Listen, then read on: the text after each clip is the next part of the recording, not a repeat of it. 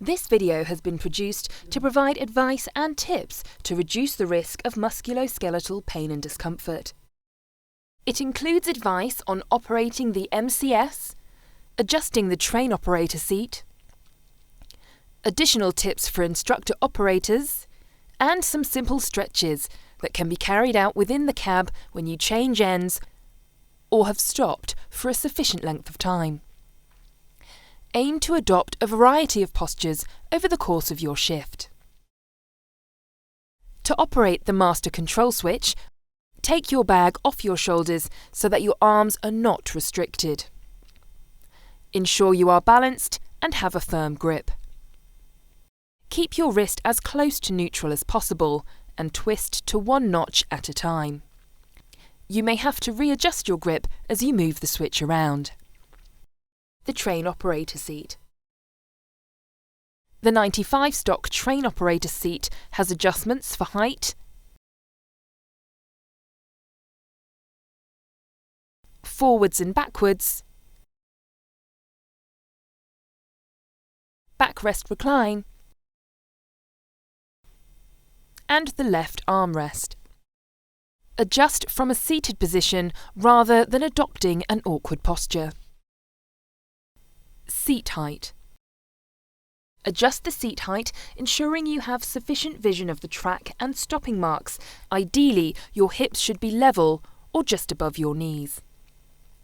Ensure your feet are flat on the floor or supported by the foot bar, and you can vary between these positions. Backrest angle. Sit right back in the chair and relax against the seat. The backrest should support an S-shaped spine. A slightly reclined backrest is usually more comfortable than one that is too upright or too far back. Avoid a slouch sitting position, a common C-shaped spine which can lead to discomfort due to the uneven weight distribution if held for too long. If you feel you would benefit from extra support for your lower back, try a lumbar roll cushion. Reach to the TBC and primary controls. Adjust the seat forwards so that the TBC and primary controls are within a comfortable reach, making sure your knees are not contacting the desk in front. In ATO, when operating the primary controls, ensure you lean forward from the hips, keeping an S-shaped spine rather than slouching to reach the buttons.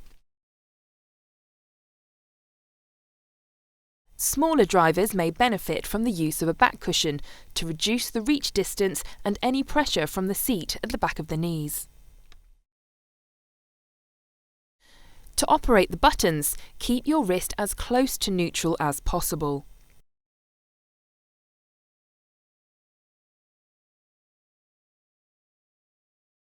Don't rest your arm on the panel, and consider which hand is best to ensure you maintain sufficient vision of the monitors. Operating the TBC. Sit in the middle of the seat with your shoulders and arms relaxed. Do not hitch your shoulders or lean to one side. To grip the TBC, aim for a flat wrist position with your thumb placed underneath the TBC. Do not hold it outstretched over the end of the TBC. Viewing the monitors. Don't slouch when viewing the monitors. Maintain a small curve in your lumbar spine. Keep your chin tucked in and ensure you move your head and neck regularly. Movement is key. Remember, any posture, no matter how good, can lead to discomfort if held for too long. Aim to break up periods of prolonged sitting where possible. For example, at station stops where time is available to do so. Advice for instructor operators. Sit upright so there is a small arch in your lower back and your head is not poking forwards. Aim for your knees to be level with your hips. If your knees are higher, move your feet slightly forward. Avoid twisting or holding a twisted position for too long. If standing, move your feet. And if sitting, move your whole body around, not just your back and neck. Change position regularly. Break up periods of sitting with standing, try some pelvic tilting, or some heel raises.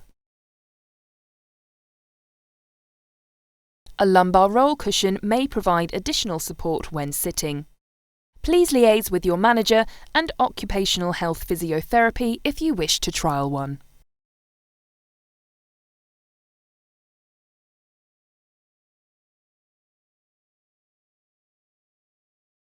Movement is key. We would like to suggest some simple stretches that can be carried out at appropriate times during your shift or at home, either in preparation for your shift or afterwards as part of your wind down. These stretches are also beneficial for maintaining concentration and combating fatigue while in the train cab. Number 1. The Mexican wave. Interlock hands with palms facing outwards. Reach your arms forwards, keeping your elbows straight. You should feel a stretch between your shoulder blades. Hold for 2 seconds. Ease off the stretch and reach upwards. Hold for 2 seconds. Bend elbows and lower arms. Number 2 forearm stretches. Hold your left arm out with your elbows straight and palms facing up. Pull your fingers to the floor and hold for 15 seconds. Turn your arm over with your palm facing down. Pull your fingers down and hold for 15 seconds.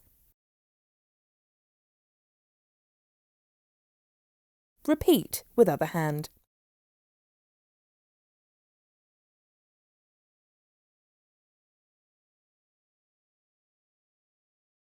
Number 3, neck and shoulder stretch. This stretch can be done in the sitting or standing position. Tilt your right ear to your right shoulder and hold for 15 seconds. Use your arm to hold your head for an extra stretch if needed. Repeat on the other side. Number 4. Ankle pumps. Point toes towards the ceiling and then down towards the floor and repeat. Or, keeping your feet on the floor, lift your heels. Number 5. Upper chest and biceps. Begin with arms out, thumbs turned up and wrists back. Reach backwards. Hold for 10 to 15 seconds. Repeat. Number 6. Back arch in standing. Stand with your feet hip-width apart and place your hands on your lower back. Arch backwards and return to the middle. Repeat this 5 times. Number 7. Side bends in standing. Stand with your feet hip-width apart and reach your right hand down the side of your leg. Return to the middle and repeat on the other side. Number 8. Knee to chest in standing. Raise alternate knees to your chest. You can bend your back a little to meet your knee if this is easier.